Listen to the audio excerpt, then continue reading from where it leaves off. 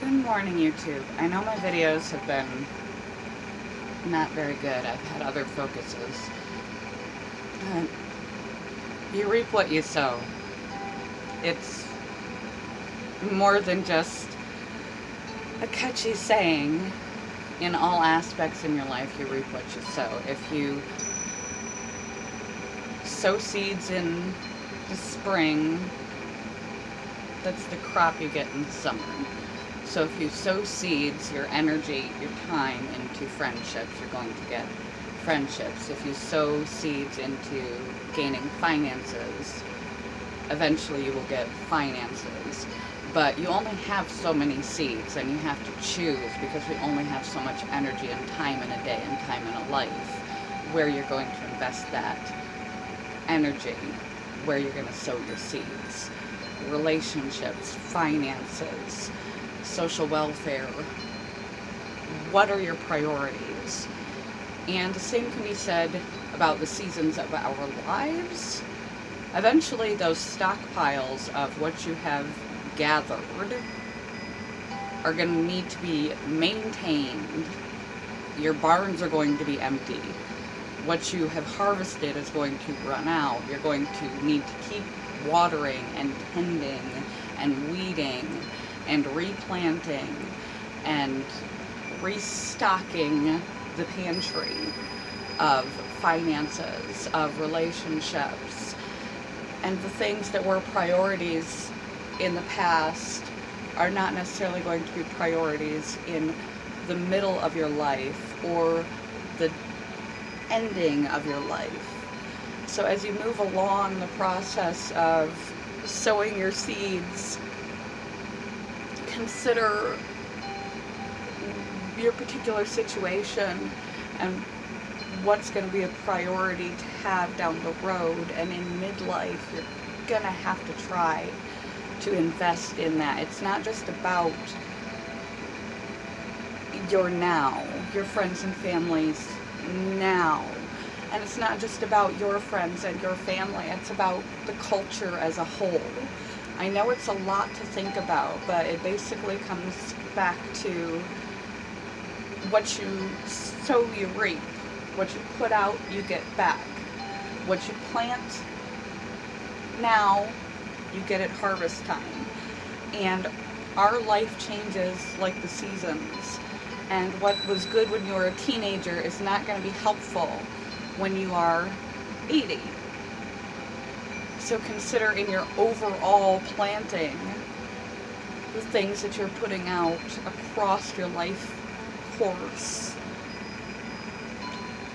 And it's going to be unique to your given situation. And you may think you know what's going to be your future, what's going to be beneficial in your future, and you may not. You may have to alter course as time goes on with us. And bear in mind, we are part of a larger system. The planet, nature, our neighbor. I got this parable wrong an awful lot from the Bible. Love thy neighbor.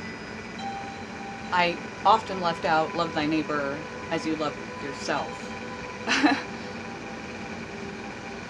And excessively gave. Seems like there would be no such thing, but if you're putting yourself in a detrimental situation financially, energy, sleep, mentally, spiritually, by giving, you're being a bad manager, you're wasting all your seeds. You also don't plant seed in bad soil. You're wasting your energy and your time to where you then are in need and require being bailed out in some fashion, or you break or you snap out with anger or something negative. So you can deplete yourself if you forget that you're supposed to love your neighbor as yourself, not more than yourself. And you're supposed to love your neighbor as yourself. So think of every other human the way that you think of yourself. And think of animals and even plants as living things. I'm not saying go all vegan. You don't have to go vegan or join PETA or any of those things. We're each individual, unique people with unique experiences for a reason, because we serve unique purposes. But when you consider your own life, it really, really is. You reap later what you sow now. And what you're reaping now is because of what you sowed in the past. Sometimes we reach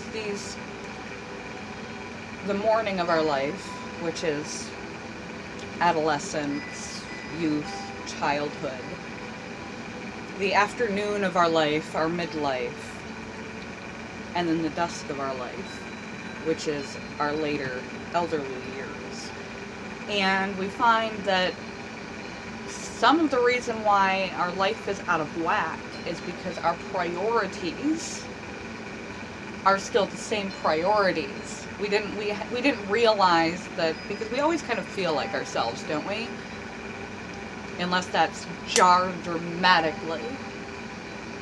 And sometimes it's a really positive thing, even though it doesn't feel like it at the time, when our selves, our identity is jarred dramatically because it wakes you up. But we all kind of feel like us, and sometimes we don't realize we've made a transition in life and our priorities haven't caught up, so we're still sowing seeds that we shouldn't be sowing anymore, and we're missing out on something that we should be focusing on now by still focusing on sowing those same sort of seeds instead of reaping them and moving on. Or our perspective is still held back at an earlier stage. We may be looking at the world through adolescent eyes as a middle-aged person. As an elderly person, we may not have gained the wisdom, and we still may be stuck in the 30, 40-year-old perspective and not be settled down to a reasonable degree and sharing our wisdom. We may not have set our lives up properly in our middle years for those years. So you reap what you sow, you get back what you put out. It changes from morning, afternoon, evening. You want to think about your life as a whole, your own individual life, and the lives of all others. Love thy neighbor as you love yourself. Be careful where you sow your seed, what seeds you sow. Don't throw yourself out of whack. Don't get yourself stuck in yesterday. Don't worry too much about tomorrow. Just be aware of where you spend your time, where you spend your energy. And it can be helpful to identify the right seeds to be sowing if you identify your particular situation and what is necessary or will be necessary, what you're lacking. Sometimes we're the last to know, so listen more than you speak. Let the world around you give you hints. Fix any holes in your boat if you're financially seeking, if you're relationally sinking. Fix those holes and get yourself at least at level ground, and then just take a look around at what's missing. And will that be important down the road? And that's where your time and your energy should go.